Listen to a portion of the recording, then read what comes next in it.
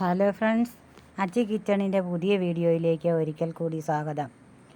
ഒരു പാനിൽ 2-3 സ്പൂൺ എണ്ണ ഒഴിച്ച് പത്തലുമുളക് വറുത്ത് നല്ലതുപോലെ പൊടിക്കാൻ പാകത്തിന് വറുത്ത് കോരി മാറ്റി വയ്ക്കണം.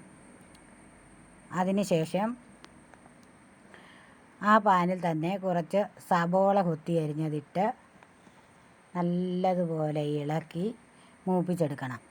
അതും എടുത്ത് ഒരു പാത്രത്തിൽ മാറ്റി വയ്ക്കണം. അതിനുശേഷം തക്കാളിക്ക 2ആയിട്ട് മുറിച്ച് അതിൻ്റെ മുകളിലേക്കിട്ട് ആ എണ്ണയിലേക്കിട്ടിട്ട് അതിൻ്റെ തൊലി പൊളിച്ച് മാറ്റുന്ന രീതിയിലാക്കി മാറ്റി വയ്ക്കണം. അതിനുശേഷം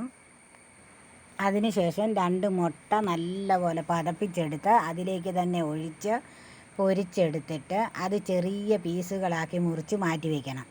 എന്നിട്ട് ഈ വറ്റൽമുളകും ഉപ്പും കൂടെ ചേർത്ത് നല്ലതുപോലെ പൊടിച്ചിട്ട് അതിൻ്റെ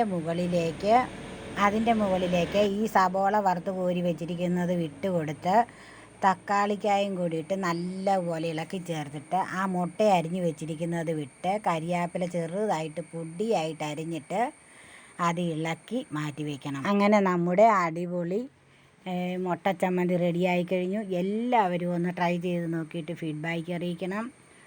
സബ്സ്ക്രൈബ് ചെയ്യാത്തവരുണ്ടെങ്കിൽ ഒന്ന് സബ്സ്ക്രൈബ് ചെയ്തേ.